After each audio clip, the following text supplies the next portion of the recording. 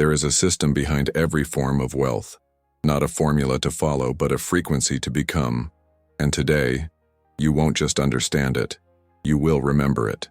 Because the truth is not new, it's ancient, and it's already alive inside you.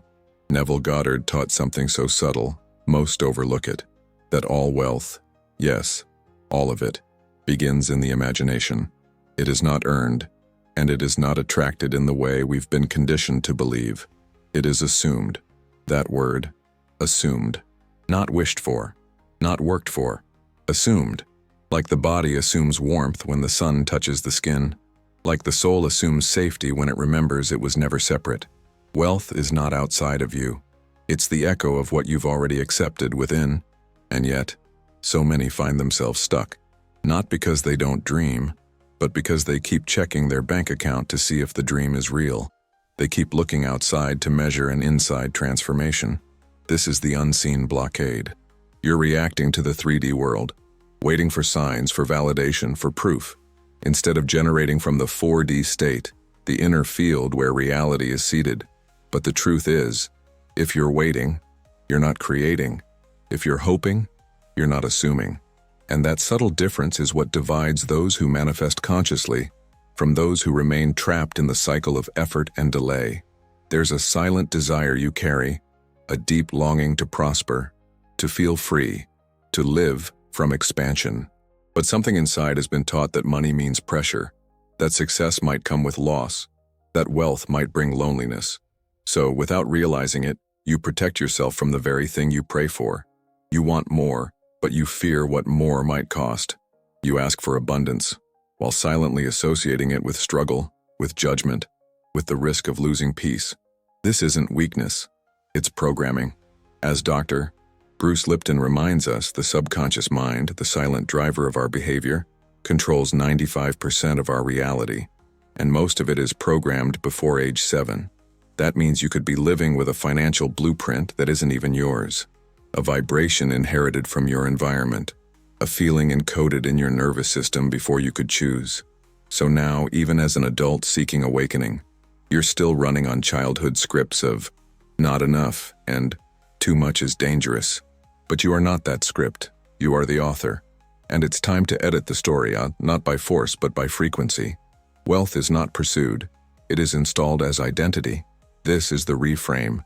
You don't chase it like a prize outside of you, you calibrate to it. Like tuning into a radio signal.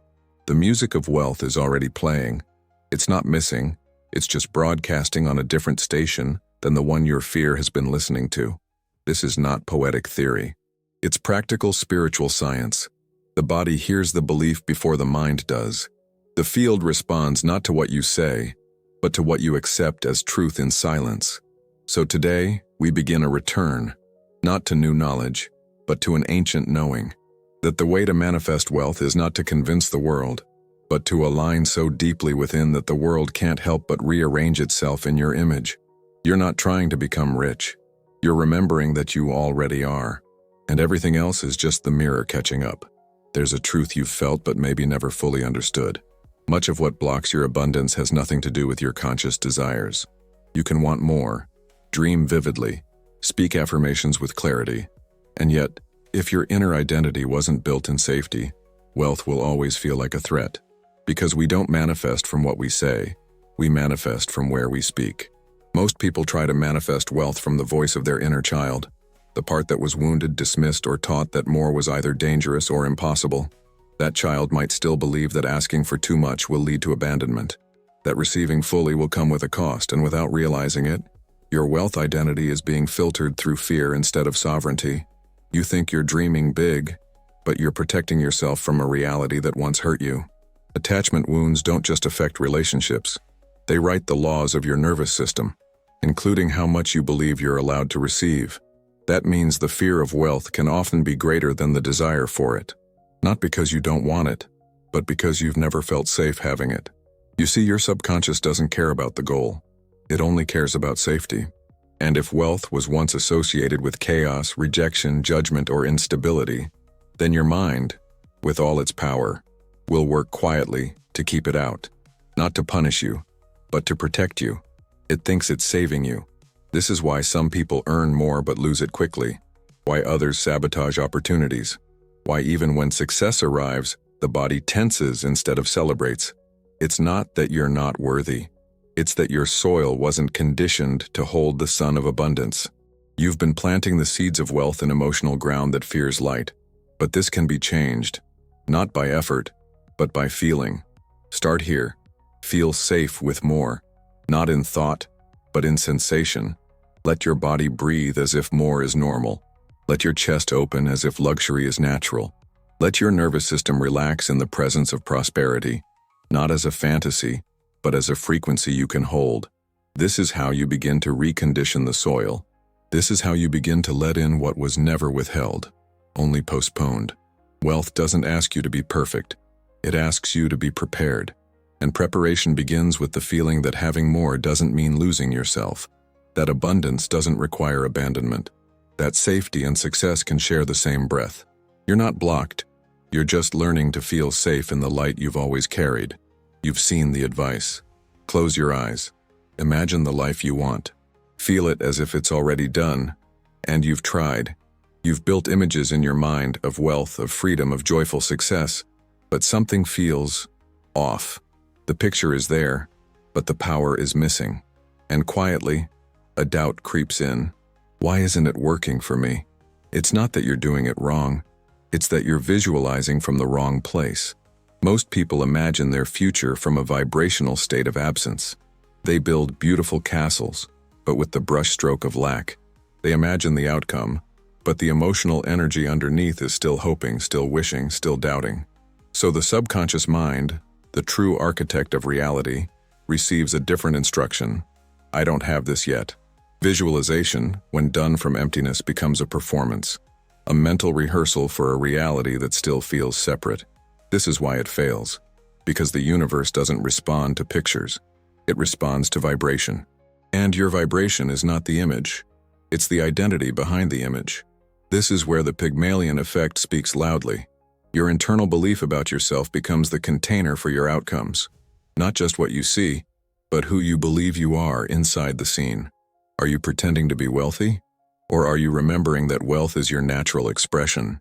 Visualization without identity is spiritual mimicry. It's like painting a masterpiece while your hands tremble with fear. The colors might be vivid, but the canvas absorbs the truth of your vibration. And if that vibration is rooted in lack, no amount of mental imagery can override the emotional code. So invert the order. Don't start with the scene. Start with the feeling. This is the power of state-first imagery. Let the emotion lead.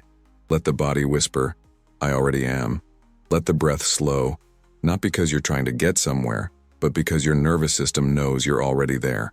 From that place, of enoughness, of wholeness, of presence, then build the scene. Build it not to achieve something, but to reflect what's already true in your field. You're not creating the image to convince reality. You're revealing what you've decided to embody. Don't paint castles with scarcity in your brushstroke. Let wealth be the ink in your veins. Let imagination be a mirror, not a mask. And let every image be an echo of a truth you no longer question, that your inner state is not a rehearsal. It is the origin. It is the creation point. It is already done. Before we go further, pause with me for a moment. If something in you is resonating, if part of you feels seen, like you've just heard the words your soul's been waiting for, there's something waiting for you in the pinned comment. Not more noise, not more theory, just a next step, quiet, aligned, and meant for you. Now let's return to where the real shift happens, not in thought but in wiring. Every thought you repeat becomes a groove in the mind, not metaphorically, neurologically. The brain doesn't distinguish between what is real and what is imagined. It only responds to repetition, emotion, and identity. So when you rehearse thoughts of unworthiness, when you dwell in narratives of lack, your brain begins to build roads that lead you back to that same landscape of limitation. Not because it's true, but because it's familiar. This is not punishment, it's pattern. Your financial reality is not just the result of choices. It's the echo of mental muscle memory, neural pathways shaped by years of inner dialogue, quiet assumptions like, I'm not ready, it's too late, I'll always struggle. These aren't just beliefs. They're electrical currents, firing and wiring into the fabric of your being, and unless interrupted, they become your default map. This is where brain plasticity offers redemption. Neurons that fire together, wire together, yes, but that also means new neurons can fire. New beliefs can wire. You can build a new mental playlist, one that plays the frequency of abundance on repeat, not as noise but as nourishment. But it won't come through logic alone. It requires frequency, repetition with feeling, intention with vibration. You don't change your financial identity by thinking once. You change it by embedding new loops, emotional affirmations charged with truth, spoken with breath, anchored in presence. This is the neural imprint loop, not an obligation, a daily remembrance, 3 minutes a day, one sentence spoken over and over, not to convince yourself, but to reprogram the silent architect that shapes your mornings. Not, I want wealth, but I am the one who wealth recognizes. Not, one day, but this is who I am now. You're not broke. Your mind is just tuned to an old frequency, one that told you to shrink, to delay, to doubt, but you're allowed to change the station. You're allowed to install new wiring, not by force, but by presence. The brain doesn't need drama. It needs direction. It needs a consistent signal, and when you give it one, reality begins to follow. Not because the world changed, but because you did, because you stopped waiting to believe, and started to embody a truth that always waited for you to return. Your wealth isn't in the future, it's in your circuits. Shift the current, and the current shifts everything. There is a language you speak that no one hears, but it shapes everything. It's the dialogue behind your thoughts, the silent whispers that run beneath your actions, and that language, more than effort or strategy, determines your wealth identity, not because it's loud, but because it's constant. You can tell the world you're ready. You can write goals, recite affirmations, even meditate daily. But if in the privacy of your own mind you're still speaking as someone waiting, striving, doubting, then the universe hears that, because the universe doesn't respond to declarations. It responds to assumptions. And your inner speech reveals what you've truly assumed to be real. Neville Goddard didn't say to beg the world. He said to listen to yourself, to notice how you talk to you. Because inner speech isn't just a thought stream, it's creative power.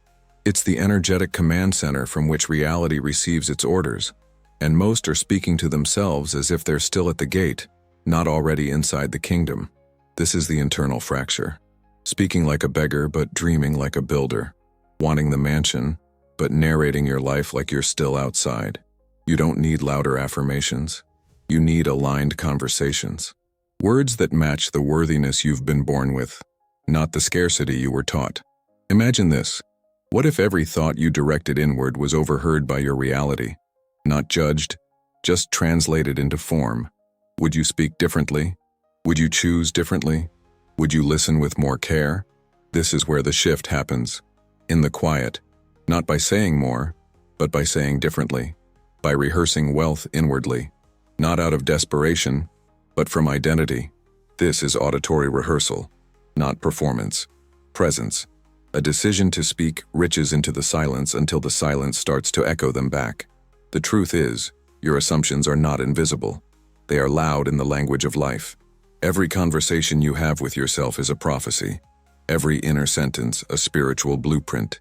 And the world, like a mirror held with devotion, reflects what you say when no one else is listening. Speak riches inwardly, and your world becomes fluent in wealth.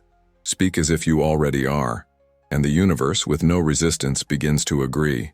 Not because you begged, but because you believed. Because your inner voice stopped doubting and started remembering its power. Desire, when misunderstood, becomes a prison. It feels like movement, but it's repetition. It feels like expansion, but it's often just another loop. You wake up wanting more, thinking about more, asking for more, and yet the more you desire, the more you confirm you don't have. And your biology responds. Dopamine is the neurotransmitter of pursuit, not possession. It rewards the chase, the search, the anticipation.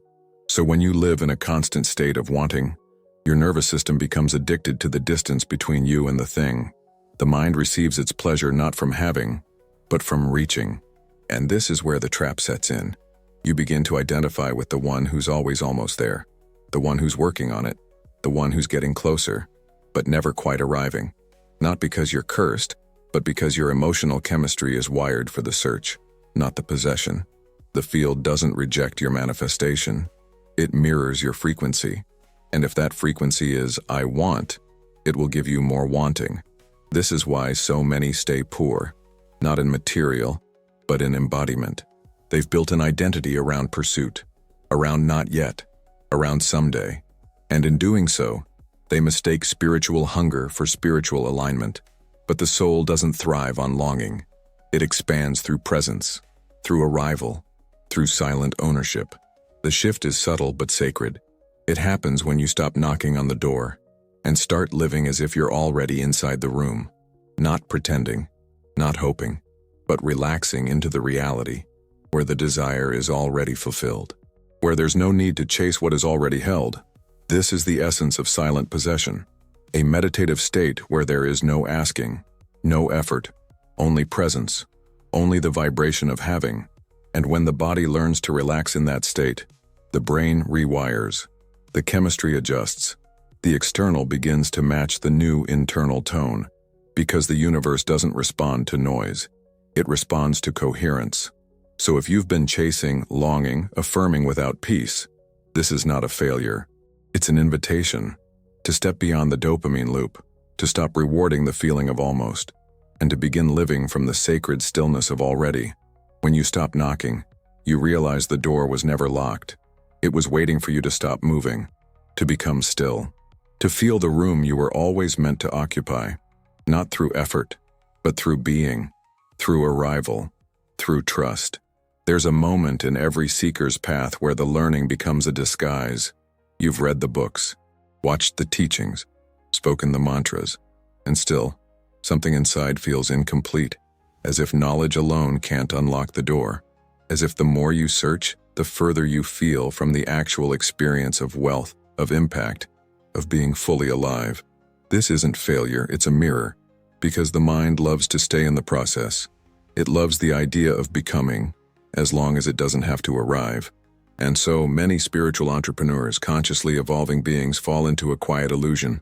They believe they are moving forward, when they are simply orbiting around the identity of the eternal student, always gathering, always preparing, never embodying. It feels safe there, in the workshops, in the courses, in the learning, because becoming the one who already is means letting go of who you've been. It means losing the identity of the seeker and becoming the creator. It means leaving behind the comfort of not yet and stepping into the responsibility of already now. But you're not here to keep studying the recipe. You're here to cook the meal. You're here to taste the life you've imagined, to live it from within, to claim it with breath, with posture, with certainty that doesn't scream but resonates. An embodiment doesn't mean perfection. It means consistency. Choosing one identity and living it long enough that the universe begins to mirror it back. Not testing it, not hoping it sticks, but staying inside it, like skin, like home. This is not about forcing confidence. It's about removing the layers of doubt that were never yours to carry. The ones that said, "You need more time," or "You're not ready yet," but you are. Not because you know everything, but because you've remembered enough to begin. So the invitation is quiet, but clear. Stop rehearsing your power. Live it. Stop waiting for signs. Become the signal. Stop orbiting. Land. You're not here to collect wisdom like souvenirs. You're here to become the embodiment of truth, the kind that no longer needs to speak, because it's already visible in how you walk, breathe, and exist. The world doesn't need another seeker. It needs the presence of someone who finally remembered, "I already am." There was a coach who had the knowledge, the passion, and even the testimonials, yet his business always felt like a struggle. He offered his services with sincerity, marketed with clarity, but the flow of clients remained inconsistent. And beneath the surface, he carried a silent narrative. "I need more clients." It seemed logical, even honest, but that sentence, repeated in thought and whispered in quiet moments of doubt, was shaping his field. Because every time he said, "I need more," he unknowingly reinforced the identity of someone without. And the universe, always faithful, always reflective, mirrored that vibration back. Then one day, something shifted. not through strategy, but through self-inquiry. He replaced that sentence, just one line, from "I need more clients" to "I am the coach people chase." It wasn't a motivational trick. It was an identity shift, a declaration of energy, not effort. And something began to move. His posture changed. His energy stopped leaking. He no longer reached. He received. Clients began to appear without outreach. Opportunities unfolded without strain. He didn't change his business model. He changed his assumption. He didn't try to convince the world. He convinced the field within him. This is the power of the dominant sentence. Not just a phrase you repeat, but a vibration you install. A line that becomes the spine of your self-image. The thread that your reality weaves around. Most people try to build new lives with old sentences still running in the background. And until that loop is replaced, manifestation becomes performance and not embodiment. So the invitation is not to find the perfect words, but to discover the truest frequency. What is the sentence that unlocks your inner yes? That expands your chest, that shifts your breath, that reminds your nervous system, "This is who I am now." Because a single thought, fully believed, can reorganize reality. One sentence can be the architect of an entirely new city. And when spoken from identity, not lack, not hope, but knowing, it doesn't just change your language, it changes your life. Your story isn't waiting for another strategy. It's waiting for a new sentence. One that doesn't describe your past, but declares your arrival. One that speaks not to what you need, but to who you've become. Quietly, powerfully, unquestionably. Now, there's a kind of urgency that feels spiritual, a hunger masked as faith. You say you trust, but deep down there's a quiet panic, a whisper that says, "If it doesn't happen soon, I won't make it." And so you push, you force, you visualize harder, hoping your devotion will accelerate the timeline. But urgency is not clarity. It's a symptom of distrust. And distrust is a signal to the field. "I'm not ready. I don't believe." You can speak abundance with your mouth, but if your body is vibrating in anxiety, the field listens to the vibration, not the vocabulary. Self-determination theory reveals something sacred. We thrive not through pressure, but through autonomy, through the felt sense that we are the authors of our experience, not beggars at the gates of destiny. When you manifest from urgency, you lose this authorship. You shift into dependency. You tell the universe, "I don't have this yet, and I don't know if I ever will." And so, reality mirrors that tension. The shift begins with breath. Not symbolic breath, but actual biological rhythm. Inhale the outcome. Exhale the pressure. Let your body remember what certainty feels like. Not because the world confirmed it, but because your being did. Not because the outcome arrived, but because you stopped needing it to arrive to feel whole. Certainty isn't loud. It's not affirmations screamed into the void. It's the quiet, calm sense that says, "It's done." That subtle pause between wanting and having. That internal signal that stops chasing and starts embodying. And when you live from that space, even if only for moments, you begin to change the magnetic tone of your field. Desperation fogs the GPS of manifestation. It creates emotional static, but certainty clears it. Not the kind of certainty that predicts the how or the when, but the kind that says, "I trust who I am." And in that trust, the path clears. Not because you forced it, but because your vibration became readable, coherent, whole. So let urgency fall away like a skin you no longer need. Let your energy speak not of hunger, but of presence. And watch how the world begins to treat you not as someone waiting, but as someone who has already arrived. Abundance isn't just an idea you hold, it's a chemical environment you live in. The state of your brain is not separate from the state of your spirit. They're woven. Each thought creates a reaction. Each belief triggers a cascade. And the feelings you sustain become not just emotional habits, but biochemical signatures. Low serotonin, for instance, doesn't just affect your mood. It weakens your inner stability. It makes your dreams feel slippery, your decisions uncertain. Without it, confidence fades. You question your intuition. You second-guess your worth, and it becomes harder to feel the reality of what you've already imagined. Then there's oxytocin, the molecule of safety, of connection, of openness to receive. When it's low, it's not just your relationships that suffer. It's your ability to hold abundance. You begin to associate more with danger. Prosperity feels overwhelming. Success feels isolating. Your nervous system doesn't trust the good, so it quietly pushes it away. This isn't metaphysical theory. It's embodied truth. Your emotional chemistry becomes your subconscious script, not because it defines you, but because it writes the energy you emit, the frequency you carry. And that frequency is what the universe mirrors. Not your intentions, not your effort, but the tone beneath it all. That's why creating spiritual abundance isn't just about mindset. It's about body state. It's about nurturing the internal atmosphere that allows your desires to bloom. Not once, daily, not perfectly, consistently. And sometimes, the most sacred act is not another meditation, but a morning walk that shifts your hormones, a meal that supports your system, a breath that signals, I am safe. This is the brain state stack, a gentle, intentional practice of aligning your biology with your vision, not to force manifestation, but to receive it more naturally. Because when your brain feels stable, your soul feels grounded. And when your chemistry supports trust, your energy field becomes a home for wealth. It's not luck. It's liquid alignment. It's not about always being high vibe. It's about living in coherence. Feeling good enough, safe enough, calm enough, not to manipulate reality, but to meet it from a place of inner peace. This is how your biology begins to speak the language of your abundance. Not as a wish, but as a baseline, as your new normal, as the silent, sacred chemistry of becoming.